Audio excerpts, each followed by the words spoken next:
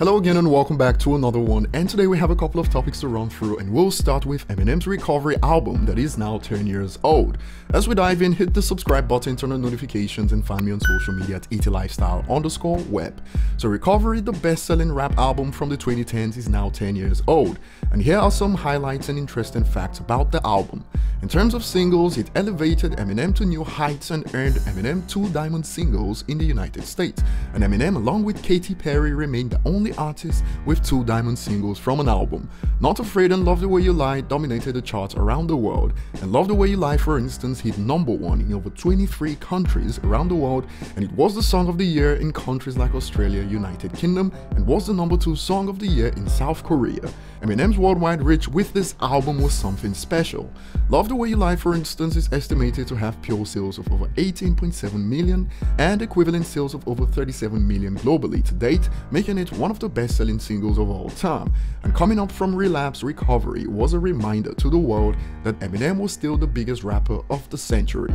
Equivalent sales of Recovery now stands at 16.9 million according to Chartmasters, and this puts it ahead of any hip-hop album that released in the 2010s and signifies nearly double of Relapse's totals at 8.7 million globally, and roughly half of Recovery's sales totals are from the United States, which signifies a potential diamond album for Eminem in the future. And I believe this is the reason why Interscope is yet to update Recovery, as they wait patiently for that diamond. It's become a trend of some sorts to hate on Recovery today and trash it on social media, but two things remain constant. Recovery was received positively and is approaching 17 million sold globally. Nothing beats that when an artist drops an album, the combination of positive reviews and huge commercial success. And now we move on to the next topic at hand, some drama on social media. Now, in the past few weeks, Eminem has gotten cancelled twice. One for commenting on the current issues in the United States with a link to Untouchable, where he voiced his opinion, and the second when he got quote-unquote exposed for using vulgar language that we've known for decades, which led to another cancellation. And now Kendrick Lamar and J. Cole especially are beginning to feel the heat.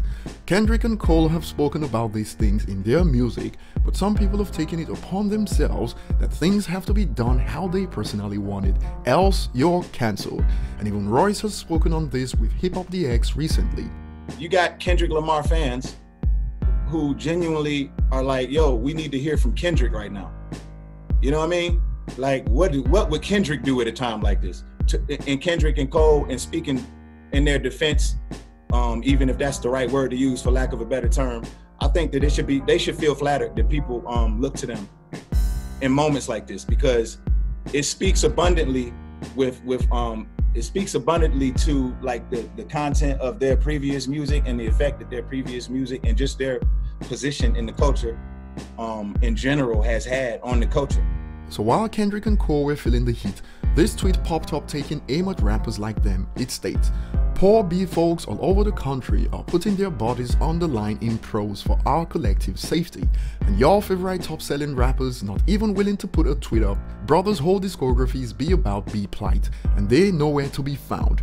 Now this is certainly condescending and ignores the fact that people operate in different ways. Some take to the streets, some donate anonymously, and now Cole has dropped a song that looks to address this tweet, and the heat has been turned up while he's in the pot.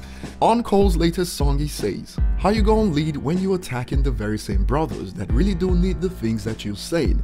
Instead of conveying you holier, come help us up to speed." Now, word on social media is that it's not her job to educate Cole, but I'd add that it's not her job to speak about what other rappers are doing in the first place. Do your thing without taking a dump on others, and just as Dave Chappelle explained recently about celebrities. Has anyone ever listened to me do comedy? Have I not ever said anything about these things before? Ask me, do you want to see a celebrity right now? Do we give a what Ja Rule thinks? Does it matter about celebrity? No. This is the streets talking for themselves. They don't need me right now. When people were locked in their homes for weeks, many discovered the people that make society operate, and discovered the garbage man takes priority over the sports superstar, since his services were still needed when the sports star stayed home. And I find it ironic that on social media, people believe education and indoctrination are synonymous. Many criticize Cole that he should get educated, but do people really think getting educated means you arrive at the same conclusion? because it doesn't. Two professors in the same field can have polarizing views doesn't mean one is more educated than the other. One user sums up the drama. No name insults Cole's character intention contribution to the movement, frames him as performatively conscious. Twitter, cool.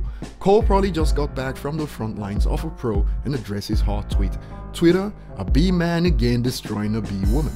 So it's like a hive that attacks as soon as someone steps out of line, a hive that thinks education means everyone having the same opinions on something. Chance the Rapper got involved and he's been getting smacked around in the replies. This is the guy that got the MSM's full backing before he dropped his last album and got slapped by NF on the Billboard 200 charts, talking about men taking L's. And I'd love to know your thoughts on Eminem's recovery at 10 and J. Cole and Kendrick getting cancelled for not doing things exactly how social media wants it. Like and subscribe if you haven't, and see you on the next one.